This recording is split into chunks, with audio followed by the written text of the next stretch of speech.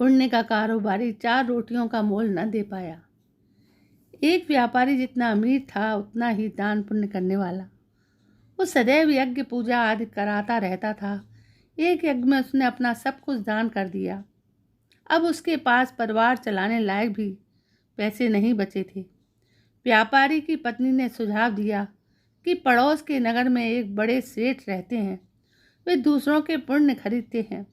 आप उनके पास जाइए और अपने कुछ पुण्य बेचकर थोड़े पैसे ले आइए, जिससे फिर से काम धंधा शुरू हो सके। पुण्य बेचने की व्यापारी की बिल्कुल इच्छा नहीं थी, लेकिन पत्नी के दबाव और बच्चों की चिंता में वो पुण्य बेचने को तैयार हुआ। पत्नी ने रास्ते में खाने के लिए 4 रोटियां बनाकर दे दी। व्यापारी चलता चलता उस नगर के पास पहुंचा जहां पुण्य के खरीदार सेठ रहते थे। उसे भूख लगी थी। नगर में प्रवेश करने से पहले उसने सोचा भोजन कर लिया जाए। उसने जैसे ही रोटियां निकाली, एक कुतिया तुरंत के जन्मे अपने 3 बच्चों के साथ आ खड़ी हुई। कुतिया ने बच्चे जंगल में जन्म दिए थे।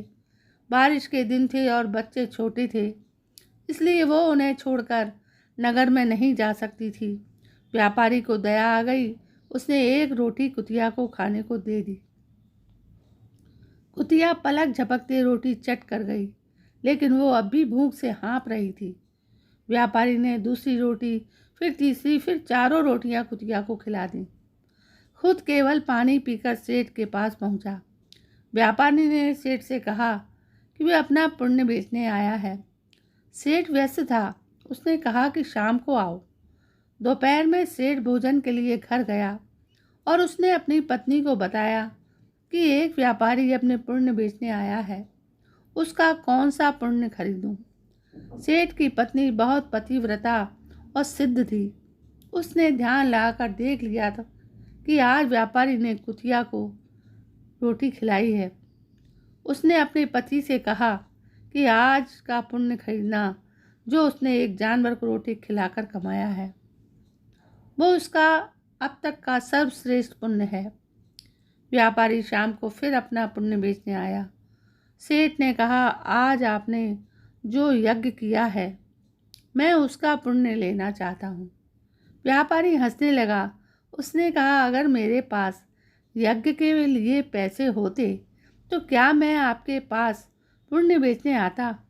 सेठ ने कहा कि आज आपने किसी भूखे जानवर को भोजन कराकर उसके और उसके बच्चों के प्राणों की रक्षा की है। मुझे वही पुण्य चाहिए। व्यापारी वो पुण्य बेचने को तैयार हुआ। सेठ ने कहा कि उस पुण्य के बदले वो व्यापारी को 4 रोटियों के वजन के बराबर हीरे मोती देगा। 4 रोटियां बनाई गईं और उसे तराजू के एक पलड़े में रखा गया। दूसरे पलड़े में सेठ ने एक पोटली में भरकर हीरे जवाहरात रखे। पलड़ा हिला तक नहीं। दूसरी पोटली मंगाई गई, फिर भी पलड़ा नहीं हिला। कई पोटलियों के रखने पर भी जब पलड़ा नहीं हिला तो व्यापारी ने कहा, सेठ जी, मैंने विचार बदल दिया है। मैं अब पुण्य नहीं बेचना चाहता। व्यापारी खाली हाथ अपने घर की ओर चल पड़ा। उसे डर हुआ कि कहीं घर में घुसते ही पत्नी के साथ कलह न शुरू हो जाए। जहाँ उसने कुतिया को रोटियां डाली थीं, वहाँ से कुछ कंकड़ पत्थर उठाए और साथ में रखकर गांठ बांध दी। घर पहुँचने पर पत्नी ने पूछा कि पुण्य बेचकर कितने पैसे मिले। तो उसने थैली दिखाई और कहा, इसे भोजन के बाद रात को ही खोलेंगे। इसके बाद गांव में कुछ उधार मांगने चला गया। इधर उसकी पत्नी ने जब से थैली देखी थी, उसे सब्र नहीं हो रहा था। पति के जाते ही उसने थैली खोली। उसकी आंखें फटी रह गईं। थैली हीरे जवाहरातों से भरी थी। व्यापारी घर लौटा तो उसकी पत्नी ने पूछा, पुण्यों का इतना अच्छा मोल किसने दिया? इतने हीरे जवाहरात कहाँ से आए?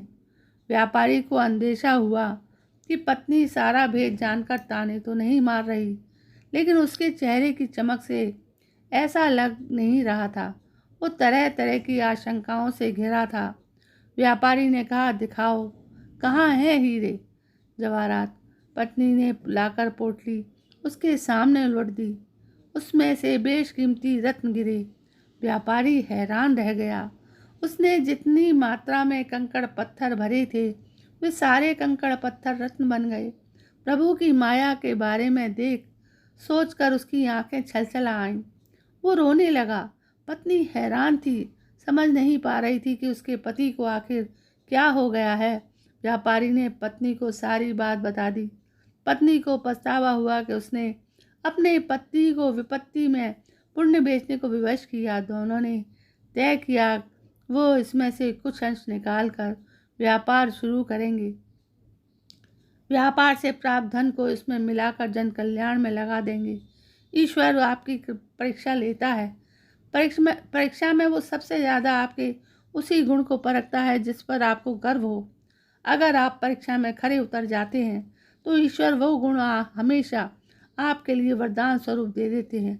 अगर परीक्षा में उत्तीर्ण ना हुए तो ईश्वर उस गुण के लिए योग्य किसी अन्य व्यक्ति की तलाश में लग जाते हैं। इसलिए विपत्ति काल में भी भगवान पर भरोसा रखकर सही राह चलना चाहिए। आपके कंकड़ पत्थर भी अनमोल रत्न हो सकते हैं।